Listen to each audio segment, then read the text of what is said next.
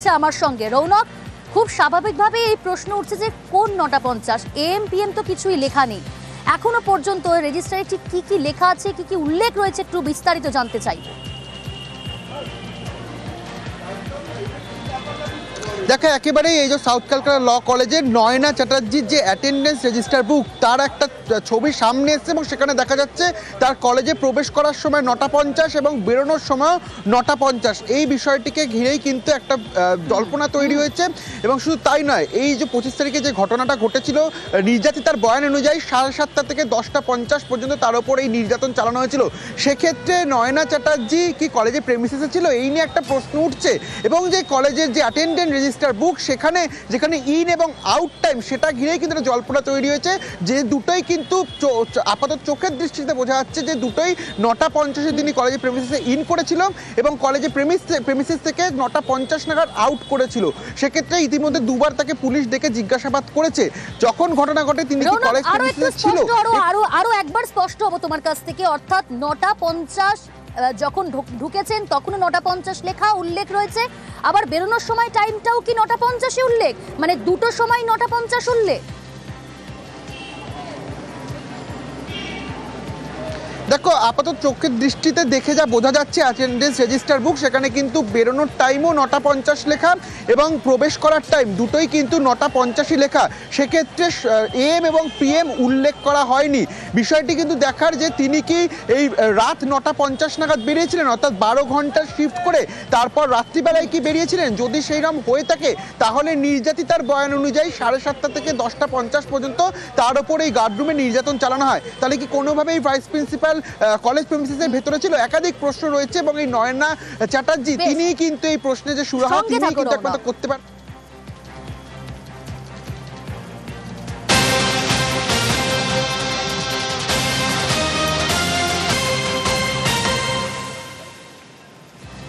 জল্পনা তো তৈরি হলো, রেজিস্টারে যে উপস্থিতি লক্ষ্য করা যাচ্ছে ভাইস প্রিন্সিপালের, অর্থাৎ ইন টাইম আউট টাইম এক রয়েছে, কিন্তু ভাইস প্রিন্সিপাল তিনি কি বলছেন এই অভিযোগ, এই জল্পনা সামনে আসার পর?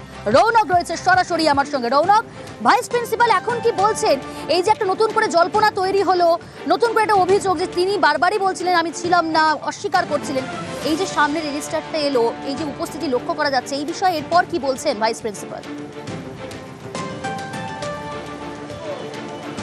দেখো তার সঙ্গে আমরা যোগাযোগ করেছিলাম, তিনি সরাসরি জানাচ্ছেন যেদিন এই ঘটনা ঘটে অর্থাৎ 25 তারিখ তার সিলেবাস কমিটির মিটিং ছিল, ডিনের সঙ্গে তার বৈঠক ছিল।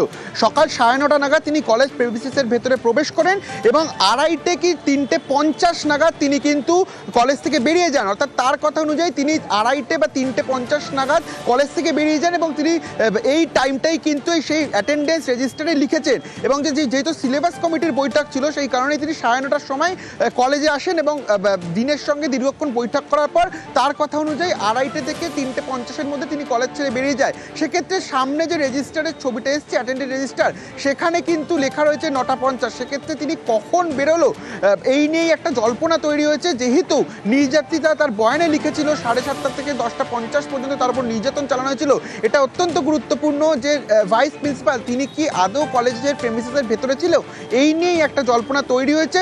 এবং যেহেতু তার অ্যাটেন্ডেন্স রেজিস্টার বুক সামনে এসছে, সেক্ষেত্রে আদতে তিনি রাত 9:50 নাগাদ কি এই কলেজ ছেড়ে বেরিয়েছিল, নাকি তিনি যেমনটা বলছে 2:30 থেকে 3:50 মধ্যে তিনি কলেজ ছেড়ে বেরিয়ে গেছিল, এই বিষয়টি কিন্তু এখন দেখবার। সঙ্গে থাকো রৌনক।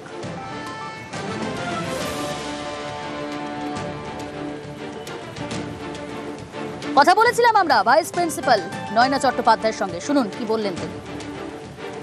রেজিস্টার বুক আপনার একটা সামনে এসে দেখা যাচ্ছে 9:50 আপনি ইন করেছেন, 9:50 আউট। তাহলে আপনি কি সকাল 9:50 থেকে রাত 9:50 পর্যন্ত কলেজে প্রেমিসিসেই ছিলেন? না না, আমি সিলেবাস কমিটির মিটিং এ ছিলাম, মিটিং করেছিলাম। 9:50 হতেই পারে না, দেখুন ভালো করে। না ম্যাম, 50 বা 2:30। 25 তারিখ কখন ঢুকেছিলেন? 9:30 ঢুকেছিলাম সকালে। হ্যাঁ, তারপরে আমি দিনের কাছে গেছি সিলেবাস কমিটির মিটিং এ। রৌনক রয়েছে আমার সঙ্গে সরাসরি। রৌনক, তোমার প্রশ্নে অস্বস্তি বোধ করলেন ভাইস প্রিন্সিপাল নয়না চট্টোপাধ্যায়, তাহলে কোথাও কি আউট টাইমে গরমিল রয়েছে? দেখো এবারে এটা নিয়েই তো প্রশ্ন উঠছে। তাকে যখন আমরা জিজ্ঞেস করলাম যে আপনি কখন বেরিয়ে গেছিলেন, তিনি কিন্তু কাজে একটু ঘাবড়েই বললেন যে 2:30 কিংবা 3:50। সঠিক কোন সময় তিনি কলেজ ছেড়ে বেরিয়ে গেছিলেন তিনিও কিন্তু সেটা বলতে পারছে না। 2:30 থেকে 3:50 মধ্যে কোনো একটা সময় তিনি বেরিয়ে গেছে এমনই কিন্তু দাবি করছেন ভাইস প্রিন্সিপাল। সেক্ষেত্রে অ্যাটেন্ডেন্স রেজিস্টারে যেরমটা লেখা রয়েছে দেখে বোঝা যাচ্ছে যে 9:50 নাগাদ বেরিয়ে গেছিলেন।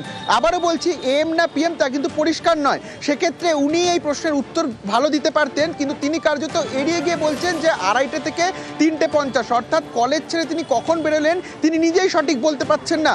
অর্থাৎ নির্যাতনের যে সময়, নির্যাতিতা তার বয়ানে লিখেছিল 7:30 থেকে 10:50 পর্যন্ত তার উপরেই নির্যাতন চালানো হয়। সেই সময় তিনি কলেজ প্রেমিসিসে ছিলেন কিনা এইটাই কিন্তু এখন একটা প্রশ্ন।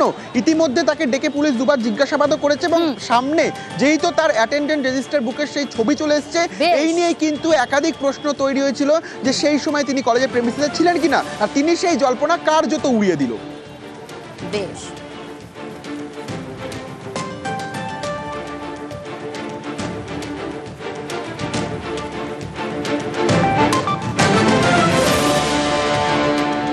এদিকে কসবার ল কলেজে গণধর্ষণের ঘটনার 9 দিন পর আজ থেকে খুলল কলেজ। কলেজ খুললেও ক্লাস কিন্তু আজ থেকে শুরু হয়নি এবং একই সঙ্গে বেশ কিছু নিয়ম পরিবর্তনও করা হলো। কি কি নিয়ম পরিবর্তন আরো ডিটেল আপনাদের জানাবো। সুদীপ্ত রয়েছে আমার সঙ্গে। সুদীপ্ত, আজ থেকে কলেজ খুললেও ক্লাস শুরু হলো না, আজ কি কি কাজ হচ্ছে কলেজে এবং ক্লাস কবে থেকে চালু হবে এবং কি নিয়ম বদল করা হলো?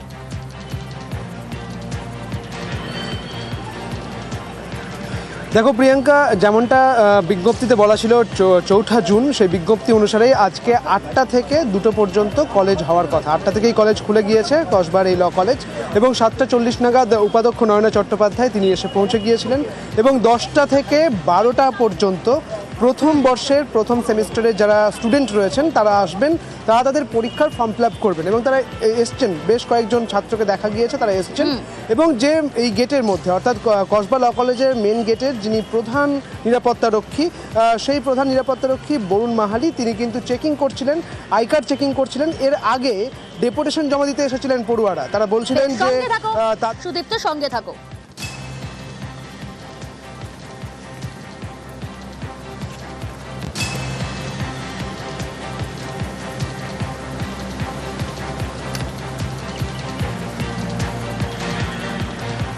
জারি করলেন, যা গভর্নিং বডি দিয়েছে সব নোটিশে দেওয়া।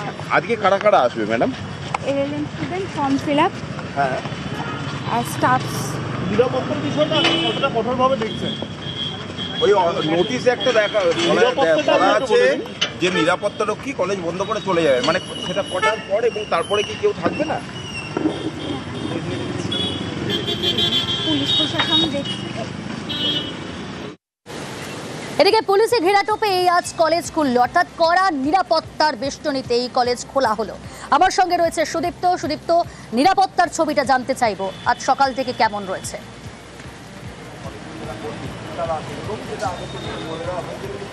দেখো, পুলিশের নিরাপত্তা যেমন ছিল ঘটনার পর থেকে সেই নিরাপত্তা কিন্তু রয়েছে। সেই সঙ্গে কলেজের যিনি মেন যে নিরাপত্তারক্ষী তিনি কিন্তু পড়ুয়াদের আই কার্ড চেক করলেন, প্রফেসরদের আই কার্ড চেক করলেন। কিন্তু যেটা বিষয় যে যখন অভিভাবকেরা আসছেন, অভিভাবকেরা কিন্তু এখনও বেশ ভয়ে রয়েছেন। তারা বলছেন তাদের ছেলেমেয়েরা যখন এই কলেজে প্রবেশ করছে এবং পরবর্তী ক্ষেত্রে যখন পঠন পাঠন শুরু হবে সেক্ষেত্রে একটা ভয় থাকছে। একজন অভিভাবক বলছেন যে ইউনিয়ন রুম যাতে বন্ধই থাকে, কোনো রকমভাবে রাজনীতি যেন কলেজের মধ্যে প্রবেশ না করে সেই বিষয়টা দেখতে হবে। আমরা কথা বলেছিলাম উপাধ্যক্ষ নয়না চট্টোপাধ্যায়ের সঙ্গে, ফোনে কথা বলেছিলাম, তখন তিনি বললেন যে এই যখন সংশয় তৈরি হচ্ছে অভিভাবকদের মনে, ঠিক তখন তিনি বলছেন যে তাদের যে কলেজে, এই কলেজে শুধুমাত্র গেটে একটি সিসিটিভি ক্যামেরা ছিল, এখন তিনি বলছেন যে গোটা কলেজে সিসিটিভি ব্যবস্থা করা হবে এবং এই ব্যবস্থা কেন আগে করা হয়নি সেই নিয়েও কিন্তু প্রশ্ন উঠেছিল। এই ঘটনার পরিপ্রেক্ষিতে যখন পড়ুয়ারা এসেছিলেন ডেপুটেশন দিতে, তারা জানিয়েছিলেন শুধুমাত্র গেটেই তাদের সিসিটিভি রয়েছে, গোটা কলেজে কোনো জায়গায় আর সিসিটিভি নেই। এখন সেই প্রশ্নের উত্তরেই যখন অভিভাবকেরা সংশয় প্রকাশ করছেন তাদের ছেলে মেয়েদের কলেজে পাঠাতে, তখন উপাধ্যক্ষ নয়না চট্টোপাধ্যায় বলছেন এবার কলেজে সিসিটিভি বসানো হবে। আজকে 12 দিনের মাথায় আজকে আমাদের কলেজ অফিস খুলেছে, সুতরাং এতে আমরা সবাই খুশি। আমাদের এখানে কর্মক্ষেত্র আছে, তো আমাদের যা ডিউটি আই কার্ড দেখাটাই আমার কর্তব্য এবং এন্ট্রি করা। ওটাকে আমরা ঠিকভাবে আমরা কার্যকরী করে যাব। কলেজ খুলতেই ক্যাম্পাসে পড়ুয়ারা, কিন্তু আতঙ্ক রয়ে গিয়েছে, অর্থাৎ এখনো তারা নিরাপত্তাহীনতায় ভুগছেন। সৌম্যদীপ বলে একজন পড়ুয়া, তার বাবা মাকে সঙ্গে নিয়ে তিনি কলেজে পৌঁছেছেন। তার পরিবারের তরফ থেকে বলা হচ্ছে ছেলে আতঙ্কে রয়েছেন এবং এই গণধর্ষণের অভিযোগ সামনে আসার পর সাহস পাচ্ছেন না, তাই ছেলের সঙ্গেই রোজ কলেজে আসবেন বলেই জানিয়েছেন সৌম্যদীপের মা। প্রথম সেমেস্টারের ফর্ম ফিল আপ করতেই কলেজে পড়ুয়া। করতে হবে, আতঙ্কিত তো বটে। আমি থাকবো, আমি আসবো। কেন কি হবে না হবে বাবা, হয়তো কাজ করবেই, এখন কলেজে পারবে না, বাইরে কিছু করতে পারে। যে ছেলে যাচ্ছে কোথা থেকে কি হবে বোঝা মুশকিল না। এই যা পরিস্থিতি দেখছি প্রত্যেকটা কলেজে একই অবস্থা, আমাদের আসতে হবে সঙ্গে, এসে থাকতে হবে। তবে সৌম্যদীপ একা নয়, সৌম্যদীপের মতো আতঙ্কিত আরো অনেক পড়ুয়া। না, খুব তাড়াতাড়ি ফিরলে আমাদের এটাই মনে হবে যে জিনিসটা দমিয়ে দেওয়া হচ্ছে, কিন্তু ফেরাটা উচিত। নিজের সময় মতো নিজের টাইম মতো ঠিক ফিরে যাবে এবং আমাদের স্টুডেন্টদের করে নিতে হবে, irrespective of union, irrespective of any outside help. আমরা future lawyers and we have to fight this and we will fight this and that's the bottom line. প্রতিনিধি সুদীপ্ত যেমনটা বলছিল, কিন্তু এই নিরাপত্তা সিসি ক্যামেরা নিয়ে নয়না চট্টোপাধ্যায় কি জানিয়েছেন একবার শোনাই আপনাদের।